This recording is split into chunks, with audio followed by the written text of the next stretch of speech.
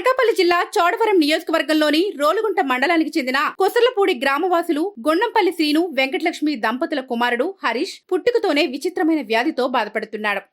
జన్మ సమయంలోనే అతని తల సాధారణ శిశువుతో పోలిస్తే భారీగా ఉండడంతో హరీష్ కు నడవలేని పరిస్థితి ఏర్పడింది. తొలితర నుంచి హరీష్ వైద్యం కోసం తల్లిదండ్రులు విశాఖపట్నం, హైదరాబాద్ వంటి నగరాల్లో పలు ఆసుపత్రులను చుట్టేశారు. అయితే వైద్యులు దీనికి ఏ విధమైన చికిత్స లేదని తేల్చేయడంతో వారు ఆయన్ను ఇంటికి తీసుకువచ్చి గత 11 ఏళ్లుగా ఎంతో కష్టపడి సంరక్షిస్తున్నారు. హరీష్ ప్రస్తుతం పూర్తిగా మంచానికే పరిమితమయ్యాడు. కూర్చోలేడు కూడా. ఈ నేపథ్యంలో తల్లిదండ్రులు ప్రభుత్వానికి వేడుకుంటున్నారు. మేము ఎస్సీ మాదిగ కులానికి చెందిన వాళ్ళం. రోజు కూలి పనికి వెళ్తే తప్ప జీవనం సాగించలేం. పిల్లవాడిని చూడాలంటే నేను ఇంట్లోనే ఉండాలి. నా భర్తే పనిచేసి కుటుంబాన్ని పోషిస్తున్నారు. పిల్లవాడి ఆరోగ్యానికి, పోషణకి ఎంతగానో కష్టపడుతున్నాం అని తల్లి వెంకటలక్ష్మి కన్నీటి మాటల్లో తెలిపారు. ప్రస్తుతం హరీష్ కు పెన్షన్ కూడా రావడం లేదని, కుటుంబానికి ఆదాయం లేకపోవడం వల్ల ఎన్నో కష్టాలు పడుతున్నామని ఆమె పేర్కొన్నారు.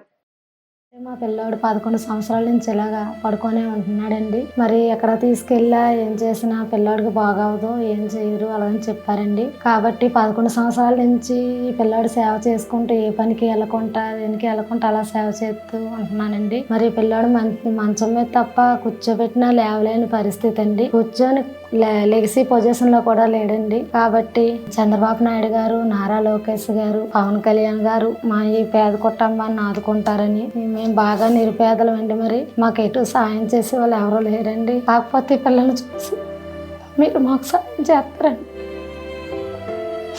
కోరుకుంటున్నామండి.